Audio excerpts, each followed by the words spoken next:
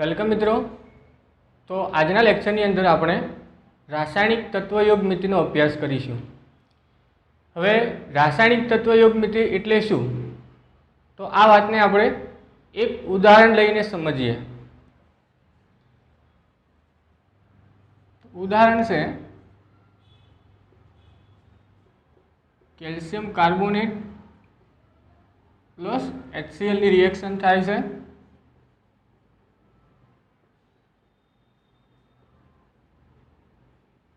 તો એની અંદર calcium chloride H2O અને CO2 બને છે।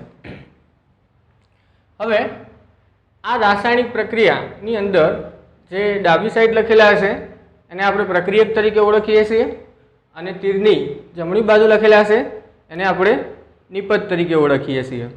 હવે આ જે રાસાયણિક પ્રક્રિયા સૂત્ર સ્વરૂપે આપણે લખેલું છે તો આ સૂત્ર ઉપરથી આપણે વિવિધ જથ્થાત્મક સંબંધ મેળવી શકીએ છીએ। તો મિત્રો રાસાયણિક પ્રક્રિયા સમીકરણની મદદથી આપણે મોલના સંદર્ભમાં, દળના સંદર્ભમાં, કદના સંદર્ભમાં અને અણુઓની સંખ્યાના સંદર્ભમાં જથ્થાત્મક સંબંધ મેળવી શકીએ છીએ। તો જોઈએ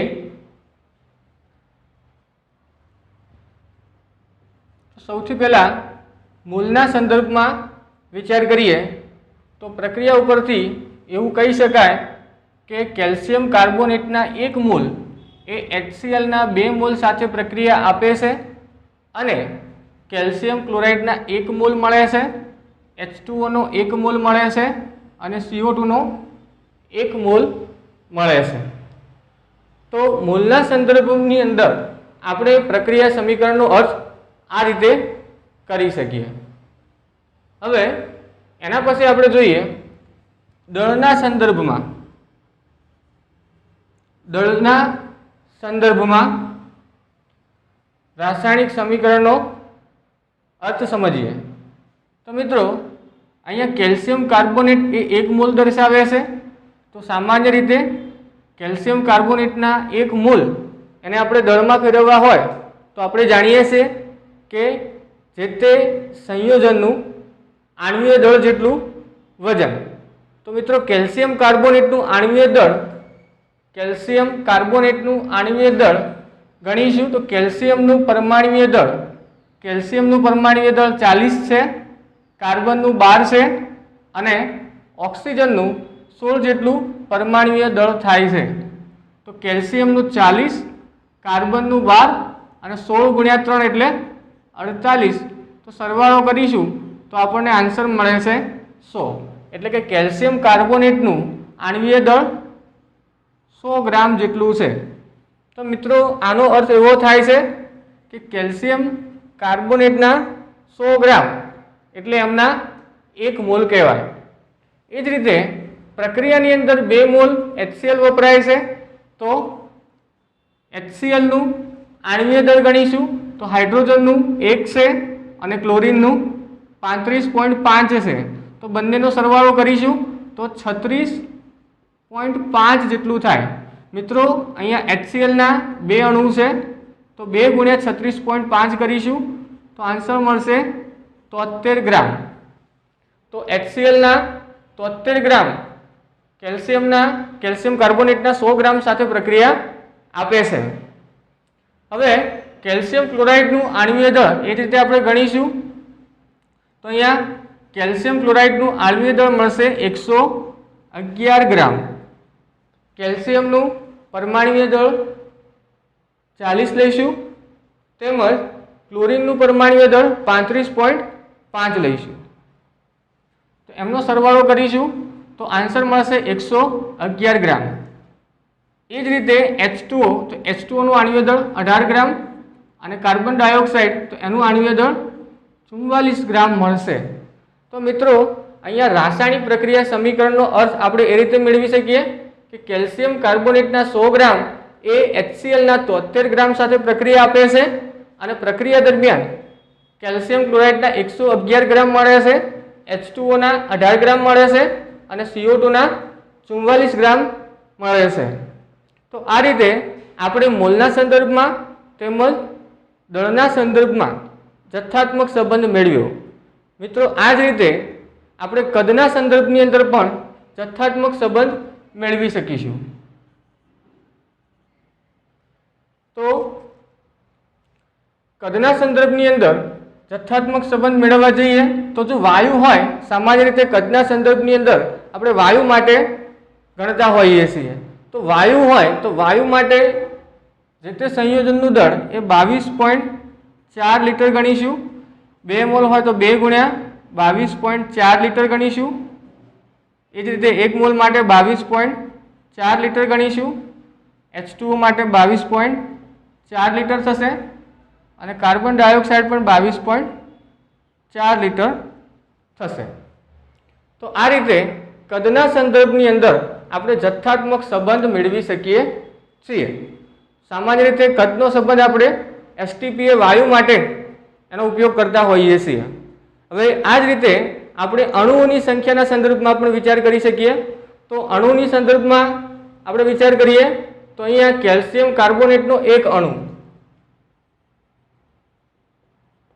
કેલ્શિયમ કાર્બોનેટનો એક અણુ HCl ના 2 અણુ સાથે પ્રક્રિયા આપે છે અને પ્રક્રિયા દરમિયાન કેલ્શિયમ ક્લોરાઇડનો એક અણુ ઉત્પન્ન થાય છે, H2O નો એક અણુ ઉત્પન્ન થાય છે અને કાર્બન ડાયોક્સાઇડનો એક અણુ ઉત્પન્ન થાય છે।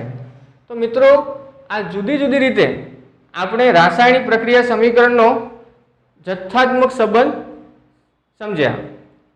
હવે તો આના ઉપરથી આપણે તત્વયુગ્મિતિ એટલે શું એને સમજવાનો પ્રયત્ન કરીએ। તો મિત્રો રાસાયણિક પ્રક્રિયા સમીકરણનો મોલ, દળ, કદ અને અણુઓની સંખ્યાના સંદર્ભમાં જથ્થાત્મક સંબંધ મેળવવો એટલે રાસાયણિક તત્વયુગ્મિતિ। ફરીથી રાસાયણિક પ્રક્રિયા સમીકરણનો મોલ, દળ, કદ અને અણુઓની સંખ્યાના સંદર્ભમાં જથ્થાત્મક સંબંધ મેળવીએ તો એને આપણે રાસાયણિક તત્વયુગ્મિતિ તરીકે ઓળખીએ છીએ। એ સિવાય તત્વયુગ્મિતિનો અર્થ એવો થાય છે કે તત્વનું માપન। તો તત્વયુગ્મિતિ એટલે તત્વનું માપન થાય છે। બીજી વાત કે મિત્રો જથ્થાત્મક સંબંધને આપણે રાસાયણિક સમીકરણ સ્વરૂપે દર્શાવીએ તો ઘણી બધી ગણતરીઓ સરળ બનાવી શકાય છે। હવે બીજી એક અગત્યની વાત એ છે કે મિત્રો તત્વયુગ્મિતિ માટે રાસાયણિક પ્રક્રિયા સમીકરણ એ હંમેશા સંતુલિત સ્વરૂપે લખવું ફરજિયાત હોવું જોઈએ। તો હંમેશા રાસાયણિક પ્રક્રિયા સમીકરણને સંતુલિત સ્વરૂપે લખવામાં આવે છે। તો મિત્રો આપણે જોઈએ કે રાસાયણિક પ્રક્રિયા સમીકરણને કઈ રીતે સંતુલિત સ્વરૂપે લખી શકાય છે।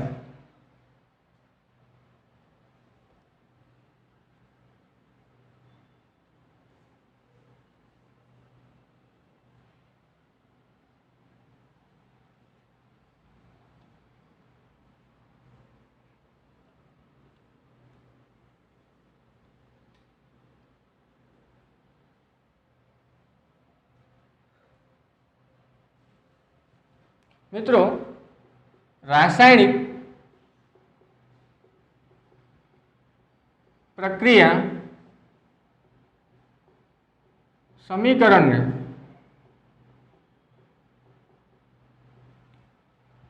ત્રણ રીતે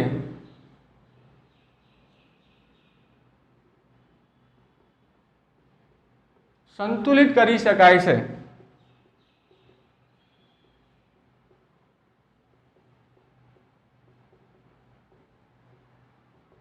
તો મિત્રો રાસાયણિક પ્રક્રિયા સમીકરણને સંતુલિત સ્વરૂપે લખવા માટે પહેલી રીત છે પ્રયત્ન અને ભૂલની રીત। તો પહેલી રીત છે પ્રયત્ન અને ભૂલની રીત। એના પછી બીજી રીત છે આંશિક પ્રક્રિયા સમીકરણની રીત।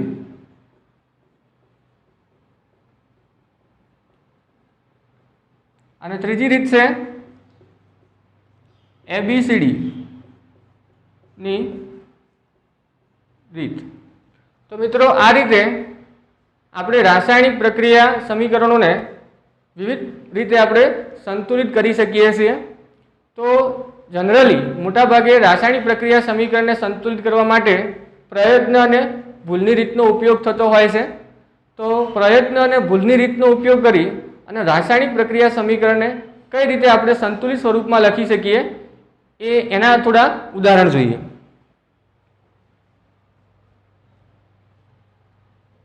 તો સૌથી પહેલા આપણે જોઈએ પ્રયત્ન અને ભૂલની રીત।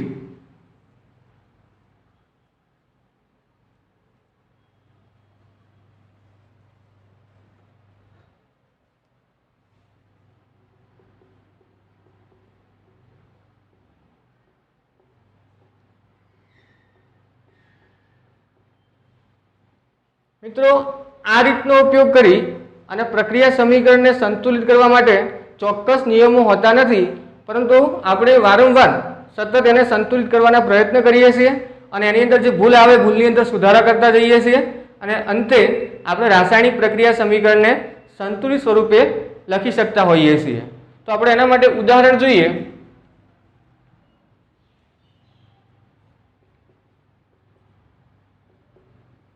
મીથેનના દહનની રાસાયણિક પ્રક્રિયા સમીકરણ છે।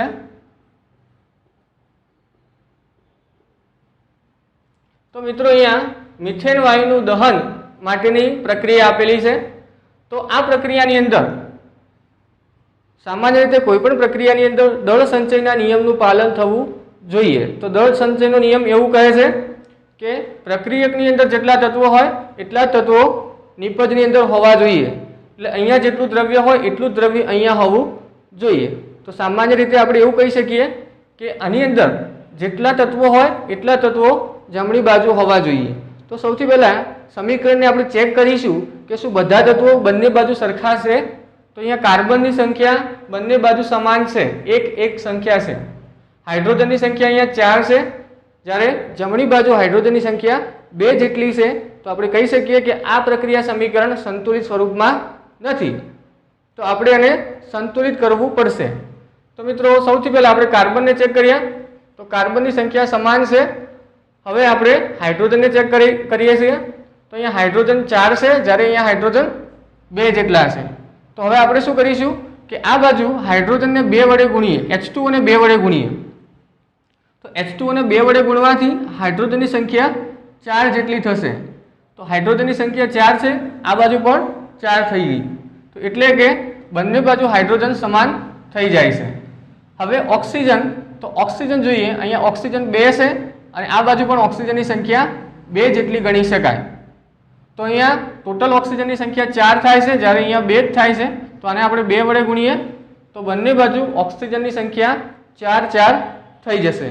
તો હવે આ રાસાયણિક પ્રક્રિયા સમીકરણને સંતુલિત સમીકરણ કહી શકાય। તો આ રીતને આપણે પ્રયત્ન અને ભૂલની રીત કહીએ છીએ। તો જેની અંદર આપણે પ્રયત્ન કરીએ છીએ અને એની અંદર કોઈ ભૂલ થાય તો સતત સુધારા કરતા જઈએ છીએ। મિત્રો આપણે એક બીજું ઉદાહરણ જોઈએ।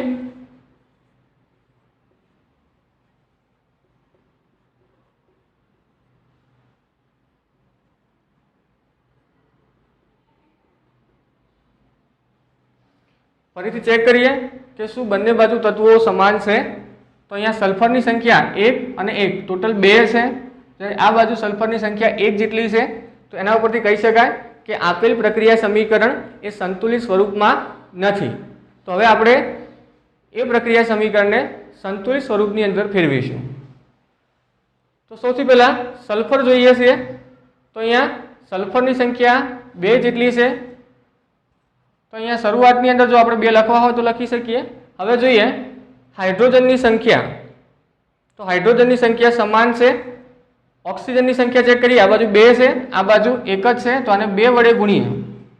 આ બાજુ ઓક્સિજનની સંખ્યા 2 છે, જ્યારે આ બાજુ 1 હતા એટલે 2 વડે ગુણ્યા। હવે ઓક્સિજનની સંખ્યા સરખી થઈ ગઈ, પણ હવે હાઇડ્રોજનની સંખ્યા બદલાઈ જશે।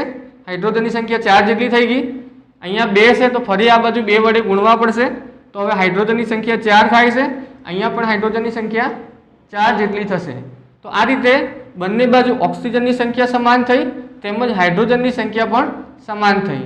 ફરીથી આપણે સલ્ફરની સંખ્યા ચેક કરવી પડશે, કારણ કે આને 2 વડે ગુણ્યા છે। તો આ વખતે સલ્ફરની સંખ્યા 2 +1 એટલે કે સલ્ફરની સંખ્યા 3 થઈ છે, તો સલ્ફરની સંખ્યાની અંદર ફરીથી આપણે અહીંયા સુધારો કરીશું. તો આ રીતે દરેક તત્વને વારાફરતી ચેક કરીશું અને જે તે તત્વોની સંખ્યા સરખી કરતા જઈશું. તો આ પદ્ધતિને આપણે પ્રયત્ન અને ભૂલની રીત કહીએ છીએ. હજુ વધારે એક ઉદાહરણ જોઈએ.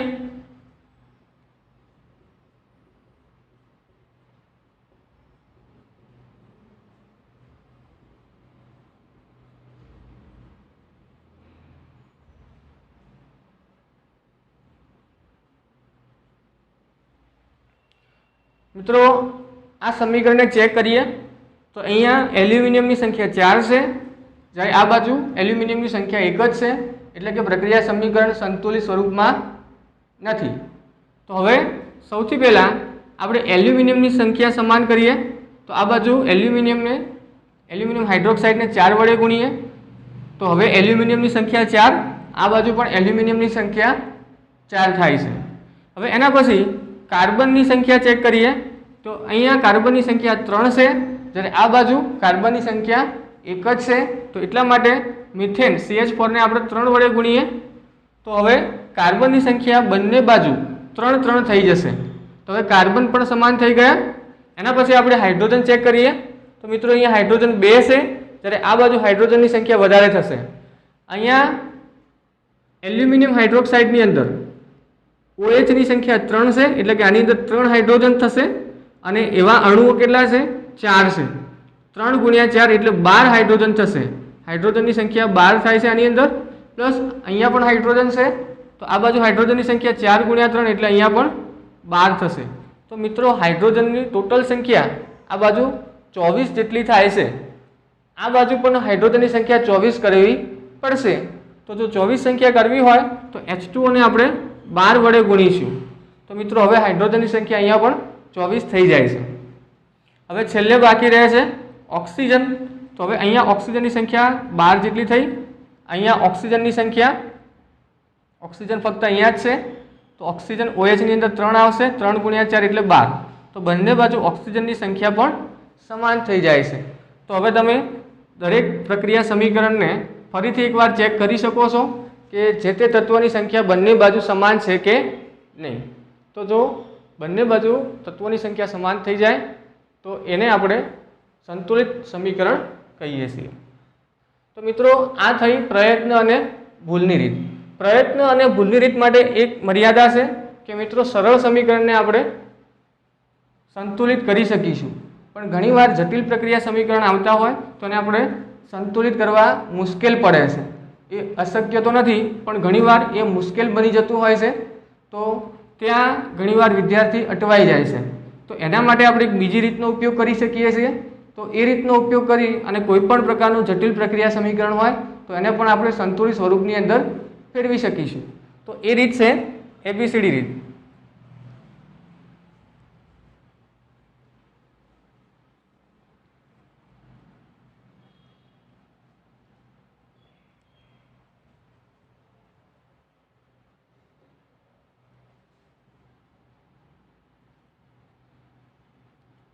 અહીંયા આપણે 3 રીત બતાવી હતી, એની અંદર ત્રીજા નંબરની રીત છે ABCD ની રીત, પણ અહીંયા આપણે બીજા નંબરની રીતનો ઉપયોગ કરતા નથી.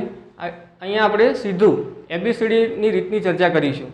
મિત્રો રાસાયણિક પ્રક્રિયા સમીકરણને કઈ રીતથી સંતુલિત કરવું એ અગત્યનું નથી, પણ પ્રક્રિયા સમીકરણ સંતુલિત કરતા આવડવું જોઈએ. તો અહીંયા ABCD ની રીત જોઈએ.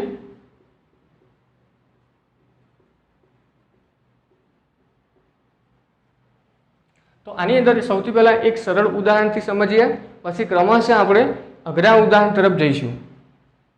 તો સૌથી પહેલા ઉદાહરણ લઈએ છીએ.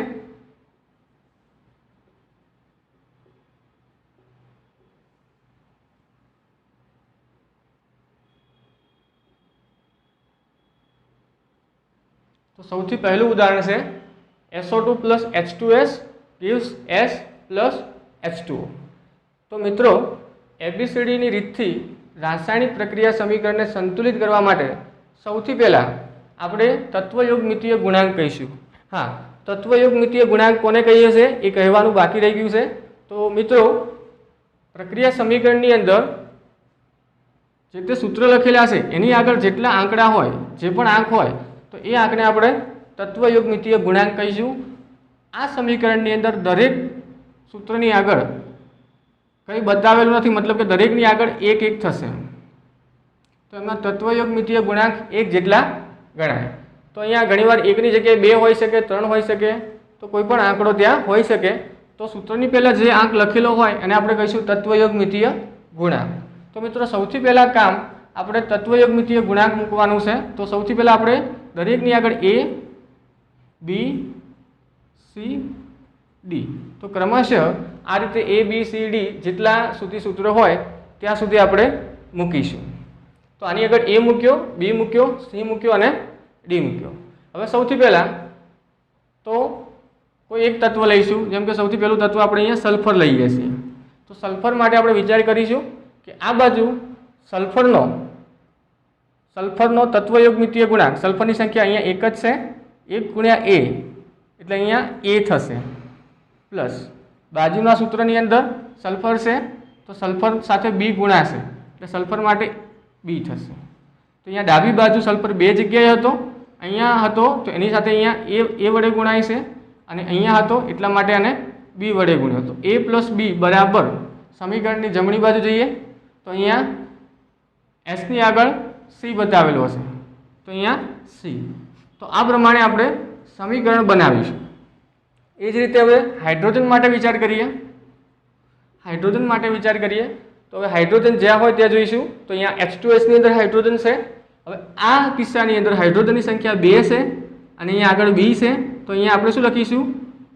હાઇડ્રોજનની જગ્યાએ 2B લખીશું. અહીંયા 2B લખીશું, 2B.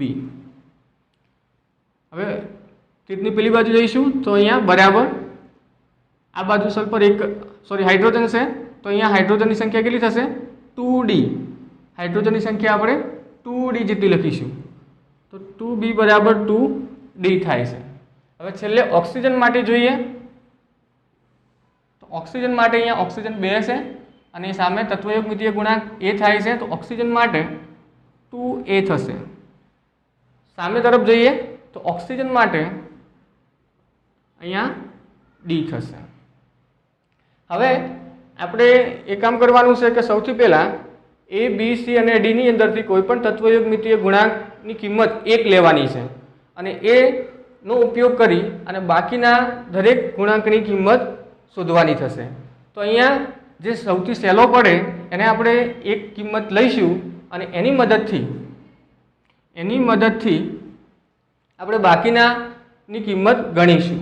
અહીંયા ઓક્સિજન છે તો ઓક્સિજનના કિસ્સામાં D થશે.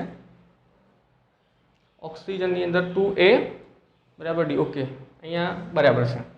હવે કોઈ પણ એકની કિંમત આપણે 1 જેટલી સ્વીકારીએ તો અહીંયા આપણે કોની કિંમત 1 જેટલી લઈશું?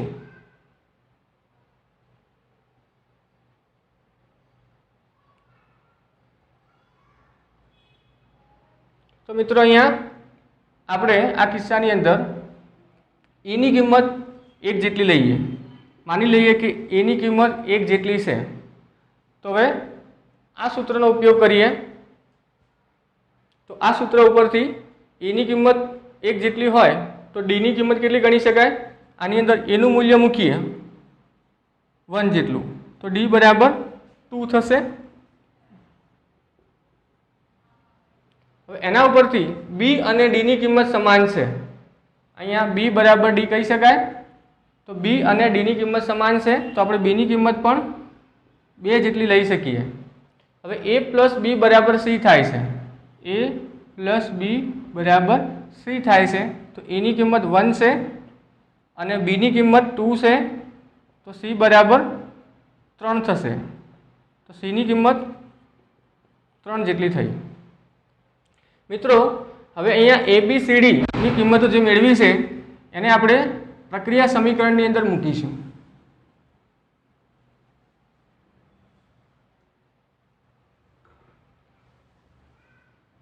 તો અહીંયા A ની કિંમત મૂકીએ તો 1SO2 પ્લસ H2S ની આગળ B ની કિંમત મૂકીએ તો 2H2S, C ની કિંમત મૂકીએ 3S અને ડીની કિંમત 2 જેટલી છે તો 2H2O. હવે મિત્રો આપણે ચેક કરી શકીએ છીએ કે શું આ પ્રક્રિયા સમીકરણ સંતુલિત સ્વરૂપમાં છે કે નહીં. તો અહીંયા સલ્ફર જોઈએ 1 + 2 3, તો અહીંયા પણ સલ્ફરની સંખ્યા 3 થઈ જાય છે. એ રીતે અહીંયા ઓક્સિજન જોઈએ તો ઓક્સિજન 2 જેટલા છે, તો આ બાજુ પણ ઓક્સિજનની સંખ્યા 2 થશે. એ જ રીતે આપણે જોઈએ હાઇડ્રોજનની સંખ્યા, તો અહીંયા હાઇડ્રોજનની સંખ્યા 4 જેટલી છે, અહીંયા પણ હાઇડ્રોજનની સંખ્યા 4 જેટલી છે. એટલે કે આપેલ પ્રક્રિયા સમીકરણ સંતુલિત સ્વરૂપમાં મળી જાય છે. તો આ રીતે આપણે ABCDનો રીતનો ઉપયોગ કરી અને પ્રક્રિયા સમીકરણને સંતુલિત સ્વરૂપમાં લખી શકીએ છીએ. મિત્રો હવે બીજું ઉદાહરણ જોઈએ.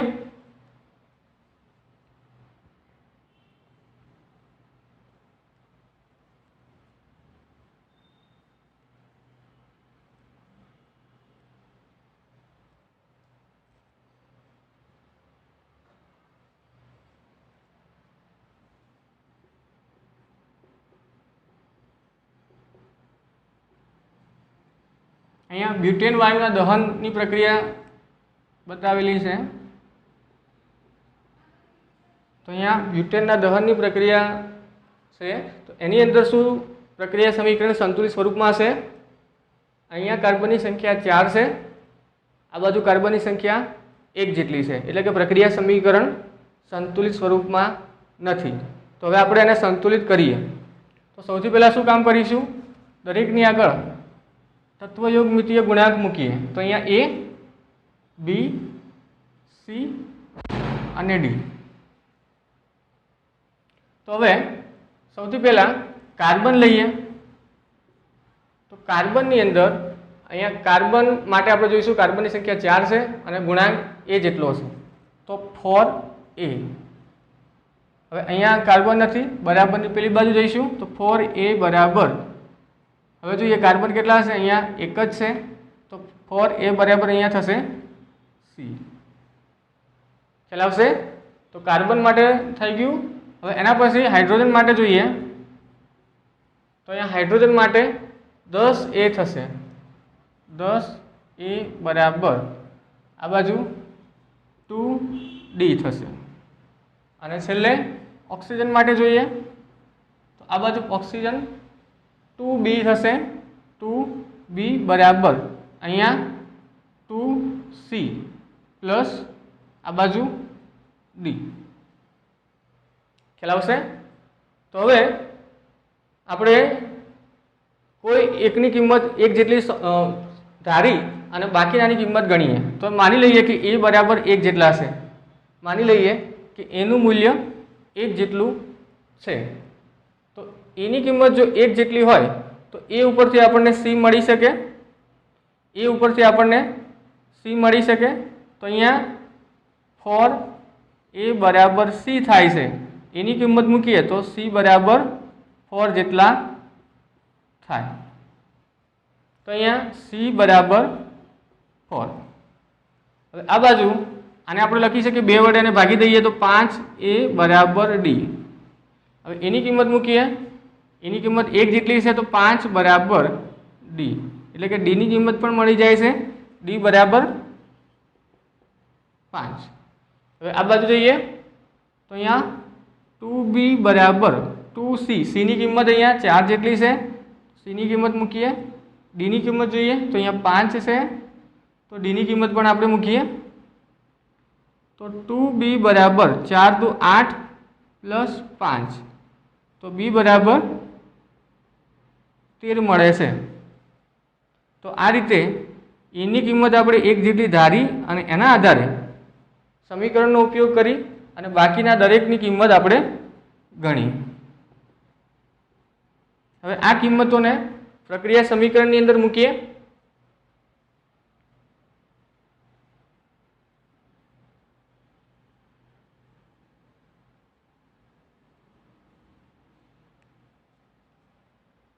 તો અહીંયા દરેકની કિંમત મૂકીશું. અહીંયા A 1 જેટલા હશે તો 1C4H10 પ્લસ B ની કિંમત જોઈએ તો અહીંયા B ની કિંમત અહીંયા ભૂલ થાય છે, આપણે ફરીથી જોઈ લઈએ. ઓક્સિજન માટે સમીકરણ હતું 2b બરાબર 2c પ્લસ d બરાબર છે। તો અહીંયા 2b બરાબર 2 4 પ્લસ d d બરાબર 5 છે। તો 2b બરાબર 13 થાય છે, 8 અને 5 13 થાય છે, તો b બરાબર 13/2 થશે। એટલે અહીંયા ભૂલ થઈ, b બરાબર 13/2। ઓકે, તો અહીંયા આપણે સુધારો કરી લીધો છે। હવે b ની કિંમત મૂકીએ,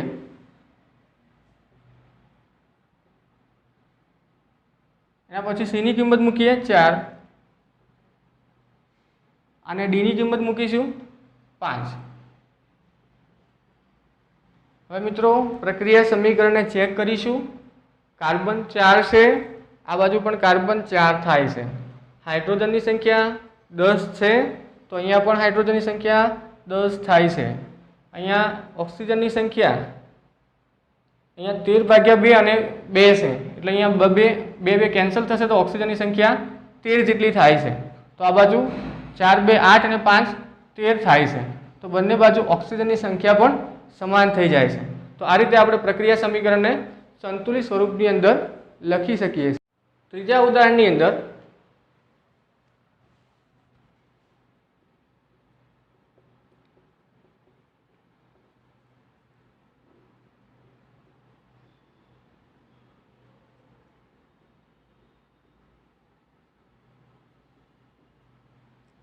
तो मित्रों अहींया एक त्रीजू प्रक्रिया समीकरण बतावेलू है। तो सौथी पहला चेक करिए कि बंने बाजू प्रक्रिया संतुलित है कि नहीं।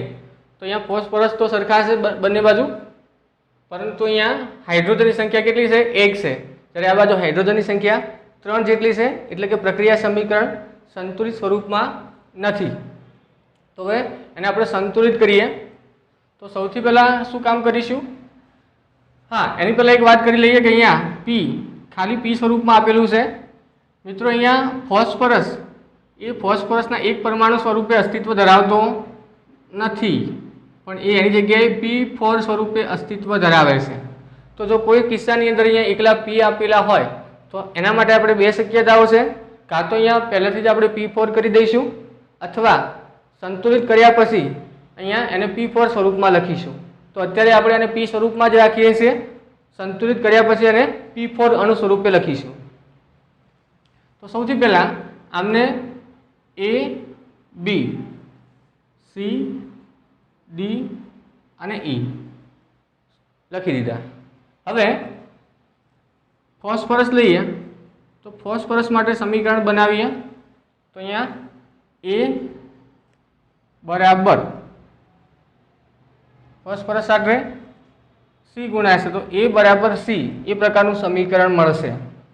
एना पछी जोईए नाइट्रोजन माटे, तो अहींया नाइट्रोजन साथे गुणक छे B, आ बाजू नाइट्रोजन E साथे गुणाय छे, तो B बराबर E जेवुं समीकरण मळे छे। एना पछी हाइड्रोजन माटे जोईए, तो हाइड्रोजन माटे गुणक छे अहींया B, आ बाजू हाइड्रोजन 2D, अहींया सौथी पहला अहींया थशे B बराबर 3C અને આ બાજુ 2D, તો 3C + 2D। હવે એના પછી આપણે જોઈએ ઓક્સિજન। તો ઓક્સિજનનું સમીકરણ સૌથી મોટું થશે, અહીંયા ઓક્સિજન 3 અને B એટલે 3B બરાબર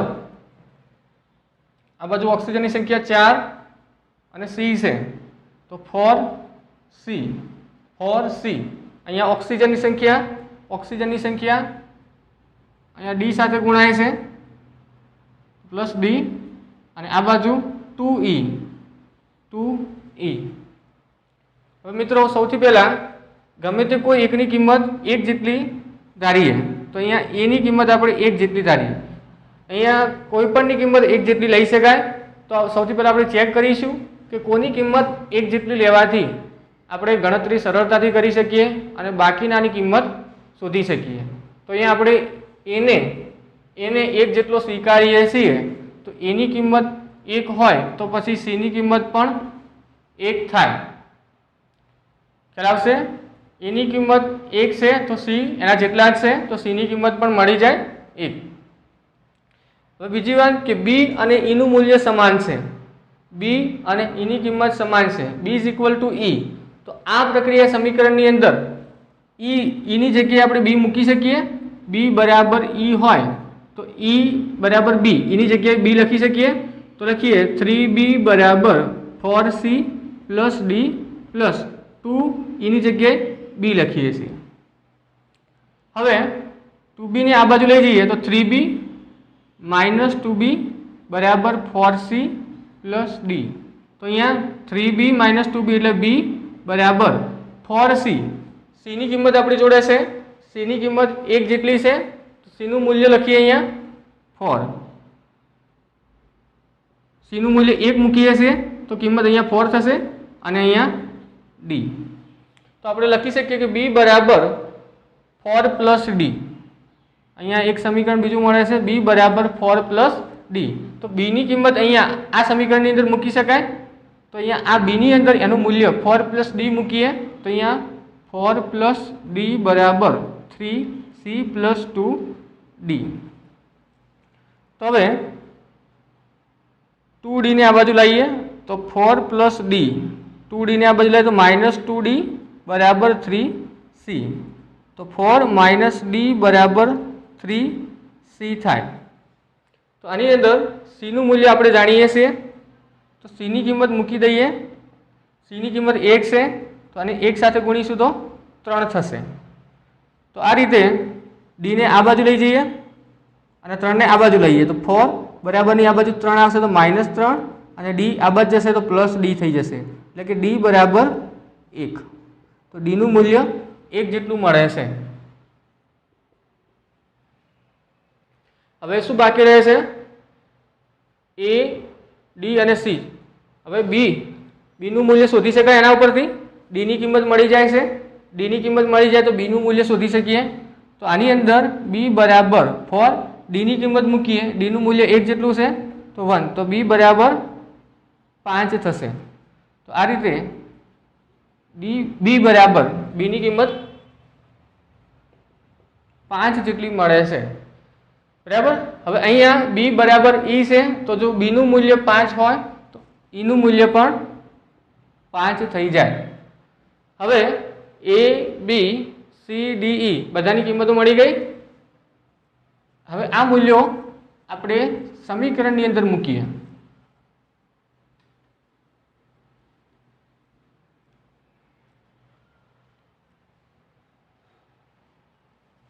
તો મિત્રો અહીંયા a ની કિંમત 1 છે તો 1 p પ્લસ b નું મૂલ્ય 5 છે તો 5 HNO3. c નું મૂલ્ય 1 છે તો 1 H3PO4. d નું મૂલ્ય જોઈએ તો d 1 છે તો H2O અને e નું મૂલ્ય 5 છે 5 NO2. ખ્યાલ આવશે? હવે એકવાર આપણે ચેક કરીએ કે પ્રક્રિયા સમીકરણ સંતુલિત છે કે નહીં. તો અહીંયા ફોસ્ફરસ 1 છે તો આ બાજુ 1 છે, તો ફોસ્ફરસની સંખ્યા બંને બાજુ સમાન થાય છે. હાઇડ્રોજનની સંખ્યા ચેક કરીએ તો હાઇડ્રોજન અહીંયા 5 છે તો આ બાજુ 3 પ્લસ 2, ટોટલ અહીંયા 5 હાઇડ્રોજન થઈ જાય છે. એના પછી નાઇટ્રોજન જોઈએ તો નાઇટ્રોજનની સંખ્યા 5 છે, આ બાજુ નાઇટ્રોજનની સંખ્યા 5 થઈ જાય છે. ઓક્સિજન 3 ગુણ્યા 5 ટોટલ 15 ઓક્સિજન છે તો અહીંયા ઓક્સિજન 4 થશે પ્લસ H2O માં 1 થશે પ્લસ 5 2 10 NO2 માં 10 થાય છે.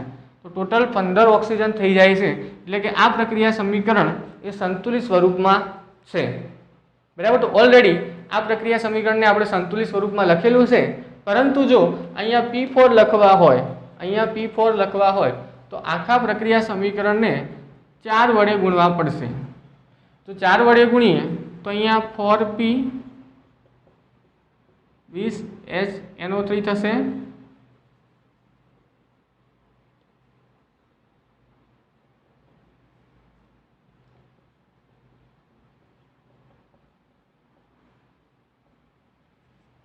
બરાબર. હવે આ p ને p4 સ્વરૂપે લખીએ તો p4 plus 20HNO3 4 H3PO4 plus 4H2O plus 20NO2. તો આ રીતે પ્રક્રિયા સમીકરણને સંતુલિત સ્વરૂપમાં ફેરવી શકાય. તો અહીંયા KMNO4 plus H2SO4 plus oxalic acid લઈશું gives અહીંયા સામે તરફ K2SO4 plus MnSO4 plus CO2 plus H2O. સૌથી પહેલાં અમને A, B, C, D, E, F અને G વડે ગુણીએ. હવે પોટેશિયમ માટે જોઈએ તો સૂત્ર બનાવીએ તો A બરાબર આ બાજુ 2D ઓકે.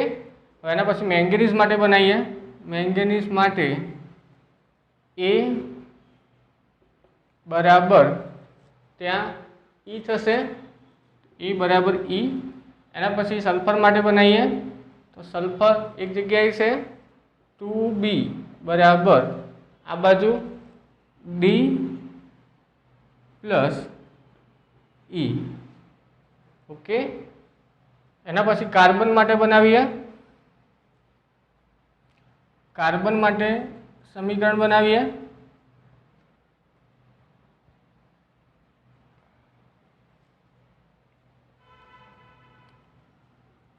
અહીંયા લખીએ કાર્બન. કાર્બન માટે કાર્બનની સંખ્યા 2 છે તો 2C બરાબર સામે કાર્બન અહીંયા થશે તો અહીંયા F 2C બરાબર F થાય છે. એના પછી હાઇડ્રોજન જોઈએ તો હાઇડ્રોજન 2B પ્લસ 2C બરાબર આ બાજુ હાઇડ્રોજન H2 ની અંદર છે તો 2G. છેલ્લે ઓક્સિજન માટે સૂત્ર બનાવીશું તો ઓક્સિજન માટેનું સૂત્ર 4A okay plus 4B plus અહીંયા 2 ઓક્સિજન છે 2 વાર છે ટોટલ 4 ઓક્સિજન થશે તો 4C બરાબર અહીંયા 4D પ્લસ 4E પ્લસ અહીંયા 2F પ્લસ G. તો ઓક્સિજનનું સૂત્ર સૌથી મોટું થાય છે. તો હવે અહીંયા કોઈ એકની કિંમત 1 જેટલી સ્વીકારીશું તો આપણે A બરાબર 1 સ્વીકારીએ. A બરાબર 1 સ્વીકારીએ છીએ ઓકે. તો A ઉપરથી E ની કિંમત મળે છે. A અને E નું મૂલ્ય સમાન છે તો A નું કિંમત 1 જેટલી હોય તો E ની કિંમત પણ 1 જેટલી થશે. A બરાબર 2D થાય છે. A ની કિંમત 1 હોય તો D ની કિંમત 1/2 થશે ઓકે. હવે આના ઉપરથી આપણને B પણ મળી શકે તો અહીંયા 2B બરાબર સલ્ફર માટેનું સૂત્ર હતું. સલ્ફર માટેના સૂત્રની અંદર સલ્ફર માટે B બરાબર D પ્લસ E આવું થશે. B બરાબર D પ્લસ E થશે. તો આની અંદર D ની કિંમત કેટલી છે 1/2 અને E ની કિંમત કેટલી છે 1 તો 3/2 થાય. તો B બરાબર 3/2 થશે. આની અંદર D ની કિંમત 1 આપશે પ્લસ E ની કિંમત 1/2 પ્લસ 1 બરાબર 3/2. તો B નું મૂલ્ય મળે છે 3/2. તો મિત્રો આટલા મૂલ્યો આપણને મળ્યા છે. હવે બાકીના મૂલ્યો શોધવાના છે. હવે ચલો અહીંયા મળી જાય છે B પ્લસ D D અને E ની કિંમત આપણી જોડે છે.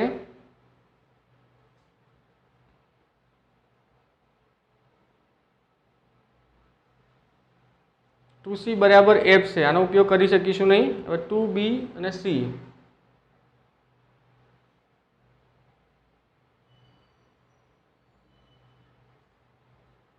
B નું મૂલ્ય આપણી જોડે છે C નું નથી. 2C बराबर शू लखी सकीए F।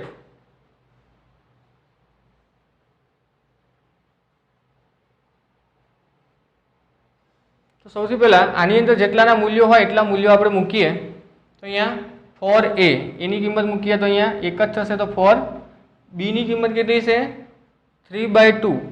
તો 4 × 3/2 પ્લસ સી નું મૂલ્ય આપણી જોડે નથી તો 4C। ડી નું મૂલ્ય આપણી જોડે છે 1/2 તો 4 1/2। ई નું મૂલ્ય આપણી જોડે છે 1 છે તો અહીંયા 4 × 1 થશે। 2F F નું નથી, G નું મૂલ્ય પણ નથી। તો સૌથી પહેલા સાદું રૂપ આપીએ 4 પ્લસ અહીંયા 2 2 કેન્સલ થશે તો 6 આવશે। 4C બરાબર અહીંયા 2 આવશે plus 4 plus 2F plus G। તો અહીંયા 10 પ્લસ 4C બરાબર 6 plus 2F plus G।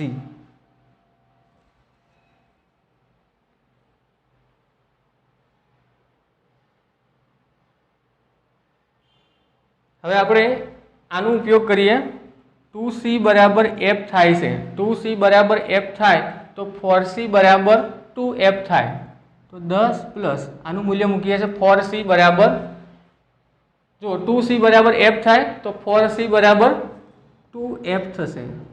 6 plus 2F plus G। તો આ રીતે આ બંનેની કિંમતો કેન્સલ થઈ જશે। તો હવે શું વધે છે 10 बराबर 6 प्लस G। तो G बराबर 10 माइनस 6 तो G बराबर 4 मळशे। तो आ रीते आपने G नी किंमत मळे छे 4।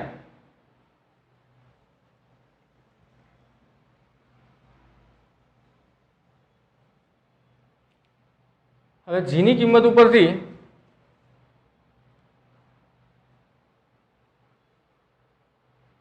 આપણે C ની કિંમત ગણી શકીશું। અહીંયા G ની કિંમત મળી જાય છે તો અહીંયા C ની કિંમત મળશે। B નું મૂલ્ય મૂકીએ 2 3/2 પ્લસ 2C બરાબર 2G। G ની કિંમત 4 છે તો અહીંયા 2 2 કેન્સલ થશે 3 પ્લસ 2C બરાબર 8। તો 2C બરાબર 8 માઇનસ 3 એટલે 5 તો C બરાબર 5/2। તો C નું મૂલ્ય મળે છે અહીંયા G નું પણ મળ્યું, G નું 4 મળ્યું અને C નું મળ્યું 5/2। તો આ રીતે આપણને C નું મૂલ્ય મળી ગયું। C નું મળે તો એના ઉપરથી F નું પણ મળી શકે। આની અંદર 2 C ની કિંમત મૂકીએ 5/2 બરાબર F। F નું મૂલ્ય મળશે 5। તો આ રીતે આપણને F ની કિંમત મળી જાય છે 5। ઓકે, તો હવે બધા જ તત્વયોગમિતીય ગુણાંકની ના મૂલ્યો આપણને મળી ગયા।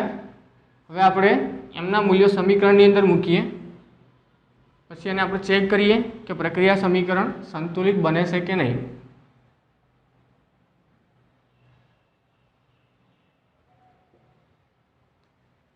તો કિંમતો મૂકીએ 1KMnO4 પ્લસ B નું મૂલ્ય કેટલું છે 3/2। B ની કિંમત 3/2 H2SO4 પ્લસ C નું મૂલ્ય કેટલું છે 5/2 COOH ट्वाइस। यहाँ तो नीचे लखीए D। D ની કિંમત કેટલી છે 1/2 K2SO4।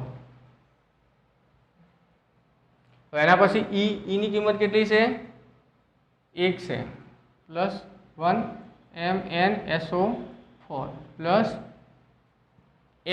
F નું મૂલ્ય કેટલું મળ્યું આપણને 5 તો 5 CO2 અને G નું મૂલ્ય કેટલું મળે છે 4 4 H2O। ઓકે, હવે અહીંયા નીચે 2 છે, અહીંયા પણ નીચે 2 આવે છે, અહીંયા પણ નીચે 2 છે અને અહીંયા પણ છે। તો આખા સમીકરણને આપણે 2 વડે ગુણી દઈએ। આખા સમીકરણને 2 વડે ગુણીએ છીએ તો અહીંયા 2KMnO4 plus 3 H2SO4 plus 5 oxalic acid લખીશું। અહીંયા 2 વડે ગુણાશે તો K2SO4 1 થશે। અહીંયા 2 MnSO4 4 પ્લસ 2 વડે ગુણાશે તો 10 CO2 અને 8 H2O. ચેક કરીએ કે બધી બાજુ તત્વો સમાન થાય છે કે નહીં. તો પોટેશિયમ 2 છે તો અહીંયા 2 છે, તો પોટેશિયમ સમાન થાય છે. મેંગનીઝ જોઈએ, મેંગનીઝ અહીંયા 2 છે તો આ બાજુ પણ મેંગનીઝ 2 થાય છે. ઓકે, મેંગનીઝ પણ બરાબર છે. એના પછી ઓક્સિજન ચેક કરીએ તો ઓક્સિજન અહીંયા 4 2 8, 4 3 12 અને અહીંયા 20 થશે. 2 2 4 5 20. ઓકે, તો ઓક્સિજનની સંખ્યા 32 પ્લસ 40 થશે. આ બાજુ ઓક્સિજન 40 થાય છે, આ બાજુ 4 4 2 8 10 2 20 પ્લસ 8, તો 8 અને 8 16 અને 4 20, 20 ને 20 40. ઓકે, તો અહીંયા પણ ઓક્સિજનની સંખ્યા 40 જેટલી થાય છે. તો ઓક્સિજન પણ સરખા છે. હાઇડ્રોજન ચેક કરીએ, હાઇડ્રોજનની સંખ્યા અહીંયા 6 જેટલી છે, 6 અહીંયા 10 થાય છે, 16 થશે. આ બાજુ હાઇડ્રોજન જોઈએ તો 8 2 16. ઓકે, આ બાજુ પણ 16, આ બાજુ પણ હાઇડ્રોજન 16 જેટલા થાય છે. હવે સલ્ફર બાકી રહેશે તો સલ્ફરની અંદર જોઈએ 3 સલ્ફર થાય છે. અહીંયા 1 sulphur plus 2 sulphur, total 3 sulphur થઈ ગયા. તો આ રીતે પ્રક્રિયા સમીકરણને સંતુલિત કરી શકાય છે. તો ABCD રીતનો ઉપયોગ કરી અને જો કોઈ સમીકરણની અંદર આપણને મુશ્કેલી પડતી હોય તો જે તે જટિલ પ્રક્રિયા સમીકરણને સંતુલિત કરી શકાય છે. ઓકે.